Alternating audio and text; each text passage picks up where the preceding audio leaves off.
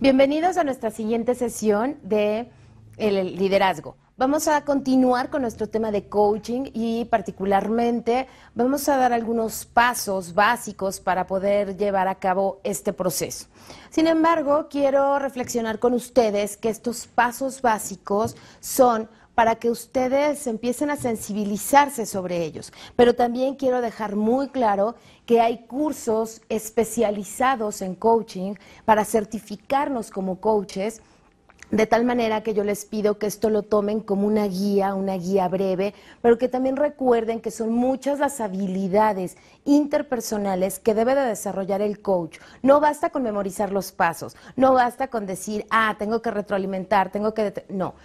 Es un cambio de adentro hacia afuera, es verdaderamente establecer ese contacto con la persona y además está basado en nuestras creencias y en muchas cuestiones. Así que yo les diría que si a ustedes les hace clic, ¿verdad? Les interesa muchísimo este tema, pues ojalá que podamos despertar esa sensibilidad y ustedes mismos se lancen a esta búsqueda continua de ser coach. Veamos entonces cuáles son los pasos que se requieren. Imagínense que yo soy el coach o el entrenador y voy a hablar, ahorita no tanto del grupo, sino de una persona a la cual yo voy a coachar. Y entonces lo primero que tenemos que hacer es establecer un contrato, un compromiso, ¿verdad? Cuando hablo de contrato me refiero a un contrato psicológico en donde él acepta que yo lo voy a guiar, lo voy a coachar, ¿verdad? Lo voy a entrenar y por supuesto que yo asumo también mi parte de responsabilidad y de compromiso. Aquí es muy importante que la persona a ser entrenada dé ese permiso, esa ayuda, ese paso básico de decir quiero hacerlo, acepto esta parte. Y por eso hablamos que es un contrato psicológico en el cual además se establecen pues las áreas de oportunidad que el mismo cliente detecta, o bien que ya fueron detectadas por alguna evaluación de desempeño. Imaginen cómo se da el proceso, síganme en este ejemplo, se aplica una evaluación de 360 grados para el supervisor, para el jefe o para el líder. ¿En qué consiste una evaluación de 360 grados? Pues bueno, en que me va a cubrir mi área, ¿verdad? Pues en esos 360 grados. Entonces, le aplican la misma evaluación a mi jefe, en el caso de que lo tuviera, mi jefe, mis colaboradores que me reportan, mis compañeros que están en el mismo nivel y también algunos clientes internos o bien pueden ser externos, dependiendo también ahí, hay que ser flexibles porque esta estrategia, esta herramienta de 360 grados es bastante flexible siempre y cuando tomando en cuenta que se tomen a varias personas a nuestro alrededor. Es decir, si yo soy el director general, pues eventualmente no habrá quien me evalúe a mí, entonces puedo incrementar el número de evaluadores. Pero vaya, veamos que en esta evaluación de 360 grados sale un resultado muy claro de cuáles son mis habilidades que tengo desarrolladas y cuáles son las que me falta desarrollar, o bien, pongámosle el nombre que es, mal evaluadas, ¿sí? Que de pronto mi estilo de liderazgo no es el adecuado, que quizá no estoy comunicando adecuadamente. Desde ese momento en que se aplica la evaluación de 360 grados, puedo yo haber tenido un coach antes o durante. Antes quizá para sensibilizarme de yo soy el entrenador en este momento y entonces, el entrenado y entonces yo digo, siento que algo me está fallando. La verdad es que mi comunicación con los demás, algo percibo. Voy a contratar a un coach. Entonces llega el coach y le comento esto, oye, mira, la verdad es que siento que esta parte no me está resultando bien, que no he tenido como mucho clic, que de alguna manera no tengo con quién compartir esto, ¿no? Que de pronto es algo que les pasa a los gerentes o directores generales que dicen, bueno, el director está solo. ¿Por qué? Porque difícilmente puede irse con su colaborador a decir, tengo miedo de tomar una decisión. No podría hacerlo, pero entonces entra la figura del coach al cual yo le digo, sí, mira, además tengo miedo de tomar una decisión, todas las cuestiones que me preocupan a mí. De tal manera que entonces el coach lo que hace es tomar nota y además explorar, detectar junto con la persona que va a ser entrenada de qué parte es la que le preocupa. Porque pueden ser muchísimas y pueden ser también en cuestión personal, pueden estar mezcladas y la mayoría de las veces así es. De tal forma que se establecen los temas de interés. Perfecto, ¿de qué vamos a hablar? ¿Cuál es tu interés?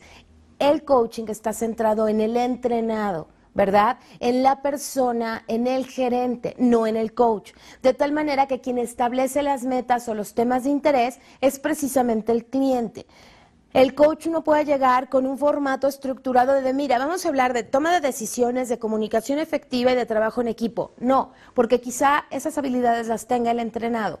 De tal manera que el coach va a escuchar muy bien y entonces sí establecer, por supuesto, los temas de interés. Promueve que el cliente, así se le llama al entrenado, cliente o entrenado, ¿verdad?, descubra las acciones que lo llevarán a cabo. Es decir, ok, perfecto, ya entendiste cuál es la situación o el tema de interés que te quieres centrar. Bueno, pues entonces, ¿qué necesitas para llevarlo a cabo? Recuerdan que habíamos dicho que una de las frases favoritas de los coaches es, ¿y qué más puedes hacer? ¿Qué se te ocurre? ¿Qué más se te ocurre al respecto? De tal manera que justamente el cliente o entrenado diga y sea quien genere él la solución, no esperando realmente que sea el coach quien la genere. Siempre el proceso está centrado en el cliente. Entre ambos van a establecer los parámetros del proyecto, es decir, durante cuánto tiempo, cómo nos vamos a ver, cómo van a ser nuestras intervenciones, con qué recursos contamos, cuál es el nivel del compromiso. Es decir, habrá momentos en que el coach deba vernos una vez a la semana y con eso sea suficiente. Quizá deba de vernos 2 veces a la semana, pero eso se va a establecer también en el mismo proceso del contrato y de diagnosticar justamente cuáles son las necesidades del cliente.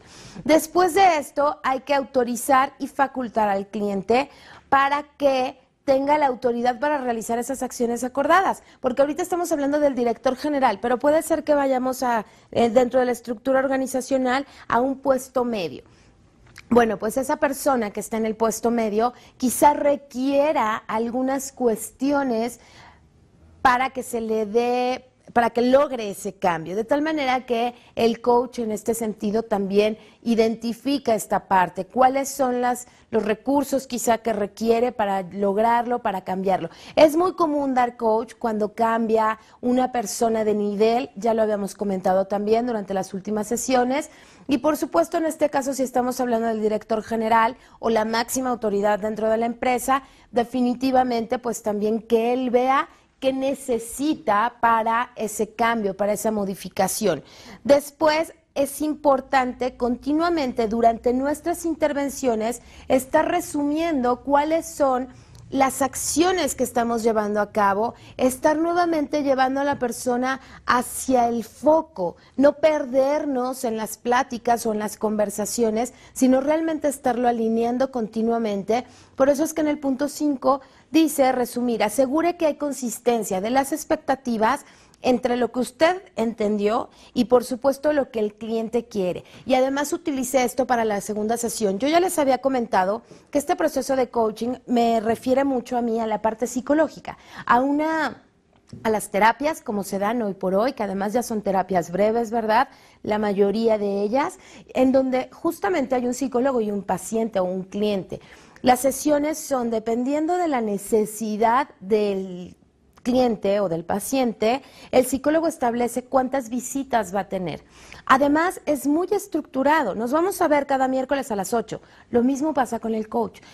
En la mayoría de los casos, este contrato psicológico también se da con determinado tiempo. ¿Cuánto tiempo voy a estar contigo a la semana? 1 hora, perfecto. Nos vamos a ver aquí a las 10 y a las 10 nos vemos. De tal manera que todo eso va creando también cultura, va creando esta disciplina que hemos hablado que tienen los entrenadores, ¿verdad? Con los equipos profesionales y de esta forma nosotros podemos ir estableciendo esa relación continua. Tampoco se pretende que el coach, como lo habíamos mencionado, se vuelva parte de la empresa, si no, mejor contrátenlo. Las intervenciones deben ser pocas, pero muy bien estructuradas. Por eso es que en el momento en que usted termine una sesión, es importante resumir, recapitular y decir, bueno, para nuestra siguiente sesión vamos a trabajar sobre este tema.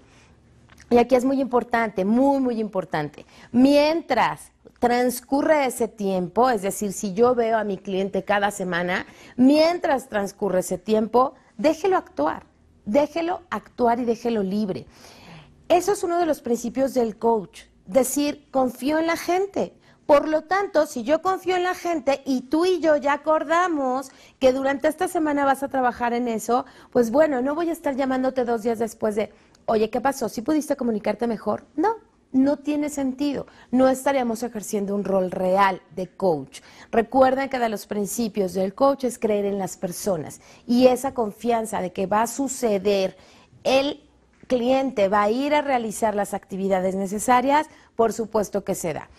Aquí hay algunos coaches que son un poco ortodoxos, digamos, y que piensan que la intervención tiene que ser cara a cara forzosamente, en que estas intervenciones tienen que darse en un espacio, es decir, a tiempo síncrono, los dos en el mismo lugar, a la misma hora y de preferencia viéndonos cara a cara. Sin embargo, también estas teorías han ido evolucionando y hoy por hoy podemos ver coaches que lo hacen de manera virtual, de manera también muy efectiva. Alguno de ellos me comentaba que él mismo estaba sorprendido cuando empezaba a aplicar esta metodología de dar el coaching por teléfono. Claro, sí llegaba a tener intervenciones, pero mucho de su tiempo lo utilizaba por teléfono. Y decía también que era impresionante el avance. Esto siempre y cuando sea un coach externo. ¿Cuál es mi punto de vista y mi sugerencia? Que el contacto sí sea cara a cara, porque las intervenciones realmente por teléfono creo que estamos evolucionando. Quizá más adelante, unos 5 años, quizá por el medio electrónico, virtual y computadora lo podemos establecer. Hoy por hoy me considero un poco más tradicional en ese sentido y me iría más por una intervención de un coach externo cara a cara. En el caso de que ustedes quieran empezar a ejercer algunos de los principios como coaches, pues yo les diría también que sus intervenciones sean cara a cara, porque es lo que les va a dar presencia y les va a dar seguimiento. Ahora bien, por ahí hay una frase que dice que tú no puedes dar lo que no tienes. Y esto quiero dejarlo claro, si ustedes hoy sienten que quienes deberían de ser entrenados son ustedes, no se aventuren todavía a ser el coach de alguien más. Primero exploren en ustedes mismos y después ya poco a poco se va haciendo un hábito, se va haciendo conductas naturales el actuar como coach. Es un poco como pasa con los psicólogos. Un psicólogo no deja de ser psicólogo o es solo psicólogo dentro del consultorio y después sale y ya no escucha a nadie y no, en realidad ya esa formación que tiene la persona de psicología o un psicólogo pues la lleva a todas partes, ¿verdad? En una reunión, seguramente a la persona con la que mejor pueden platicar, de pronto dicen, ¿qué estudiaste? Psicología. Ah, claro, con razón me has escuchado también. ¿Sí me siguen? Cuando ustedes se forman como coaches, se empiezan a desarrollar habilidades naturales que les permiten ser coaches en todo momento.